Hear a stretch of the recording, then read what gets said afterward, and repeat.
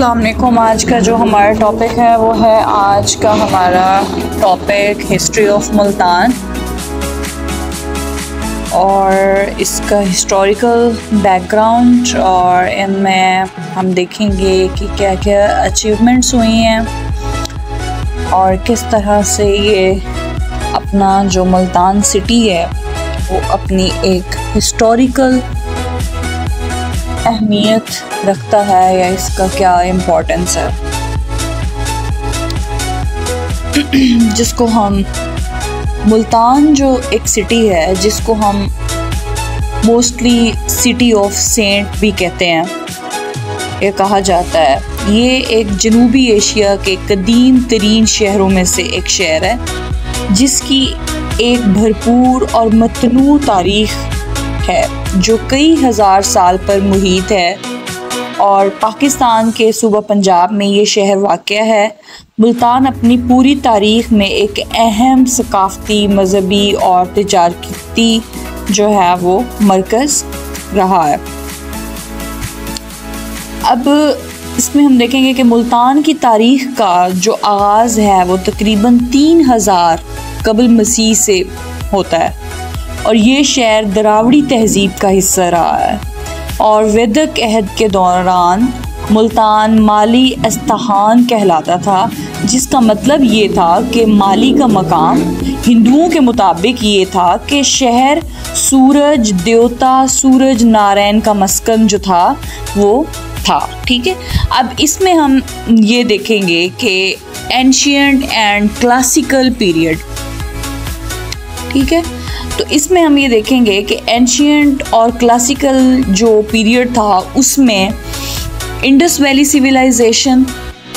की जो वादी सिंध की तहज़ीब आती है, इसमें मुल्तान किस तरह से जो है वो इसका पता लगाया जा सकता है कि मुल्तान जो था वो मुल्तान की जो तारीख़ है वो इस बात का पता लगाती है कि कदीम वादी सिंध की जो तहज़ीब थी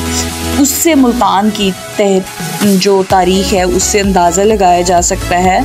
जो तकरीबन 2500 कबल मसीह में जो है वो परवान चढ़ी, और ये एक ख़ित्ता सिंध के वसी तिजारती नेटवर्क और सकाफ़त का हिस्सा था। नेक्स्ट हमारे पास है कि Hindu mythology and the pre Islamic era. इसमें हम ये देखेंगे कि हिंदू अफसानों के मुताबिक जो एक मुल्तान था वो एक त्रिगार्टा किंगडम, ठीक है, त्रिगार्टा किंगडम जो थी, जो एक सल्तनत थी, उसका दारुल हुकूमत था और जिसका जिक्र महाभारत में मेंशन किया गया। ये एक जो थी वो मुलस्थाना के नाम से भी जाना जाता था, जो हिंदू सूरज देवता सूर्य की इबादत का मरकज़ था, और शहर के सूरज मंदिर ने बरसगीर के मुख्तलिफ हिस्सों से आने वाले जो ज़ायरीन थे उनको अपनी तरफ जो है वो मदऊ किया, मतवज्जा किया। नेक्स्ट हमारे पास है अखैमेंड्स एंड द ग्रीक इन्वेंस। तो इसमें हम ये देखेंगे कि 500 कबल मसीह के लगभग जो है वो अखैमेंड जो थे वो सल्तनत के ज़ेर तसल्लुत में आए, और बाद में 326 BC में जो है वो सिकंदर आज़म के ज़ेर असर आया, और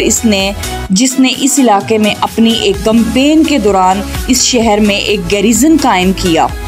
ठीक है, नेक्स्ट हमारे पास आता है कि मौर्य एंड गुप्ता एम्पायर क्या थी, कि सिकंदर आज़म के हमले के बाद ये शहर चंद्रगुप्त मौर्य और बाद में फिर ये गुप्ता जो एम्पायर थी उसके तहत एक मौर्य एम्पायर का हिस्सा बन गया, और जिन दिनों जो है वो इस खित्ते को एक सकाफ़ती और सियासी तौर पर जो है वो बहुत ज़्यादा इम्प्रेस किया। तो नेक्स्ट हमारे पास आता है कि मेडिवल पीरियड। अब मेडिवल पीरियड में हम ये देखेंगे कि अराइवल ऑफ द इस्लाम की आमद से पहले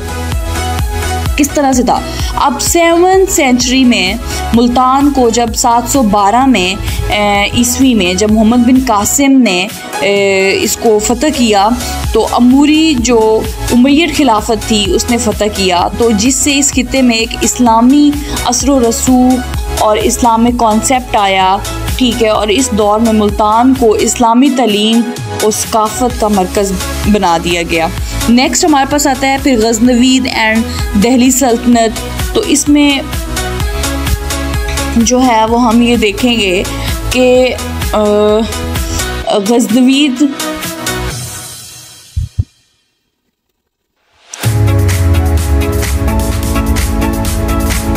ये शहर जो है वो 10 सेंचुरी सदी में गज़नवी सल्तनत एम्पायर के बाद 13 सेंचुरी में दिल्ली सल्तनत के कंट्रोल में आया और इस अदवार में मुतअद्दिद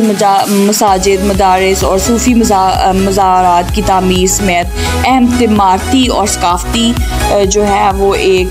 इसकी निशानदेही की गई है। और उसके बाद जो है वो फिर एक मुग़ल एम्पायर्स आती है और उसमें जो है वो 16 सेंचुरी से 18 सेंचुरी के दौरान मुल्तान ने अपनी एक नई बुलंदियों को छुआ, जिसमें मुग़लों ने शहर के बुनियादी ढांचे, अजीमुल शान किले, बागात और दीगर तमीरात में सरमायाकारी की, जिसकी वजह से तिजारत का एक अहम मरकज़ बन गया। ट्रेडिंग यहाँ से होती थी। नेक्स्ट हमारे पास है दुरानी एंड सिख रूल आता है। उसमें ये है कि दुरानी और सिख रूल की जब हुक्मरानी होती है तो वो 18 सेंचुरी के आखिर में जो है वो मुल्तान पर एक दुरानी जो एम्पायर है वो उसको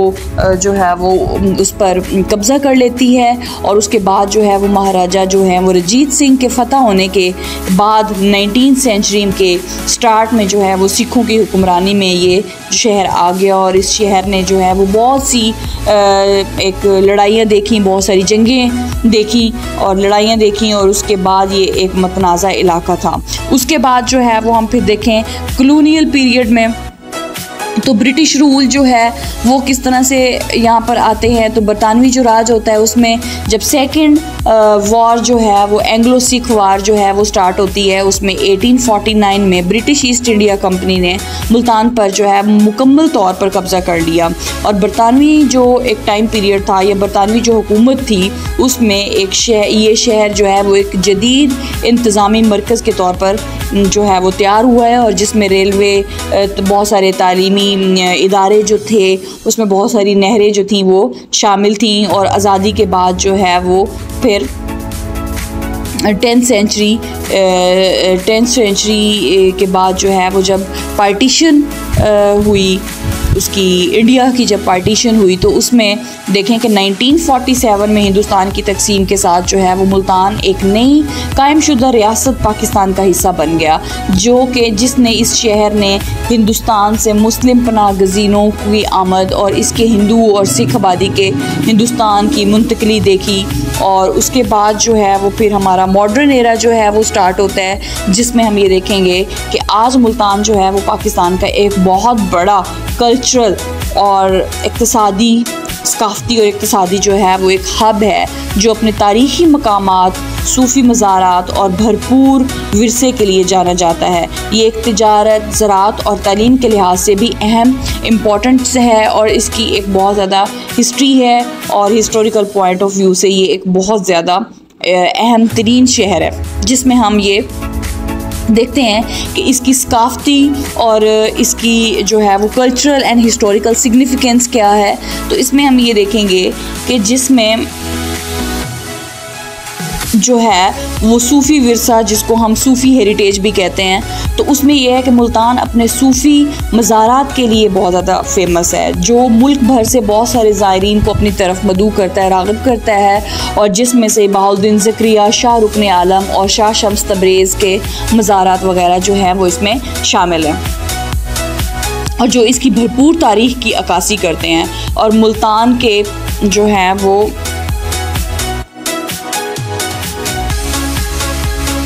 बहुत सारी जो है वो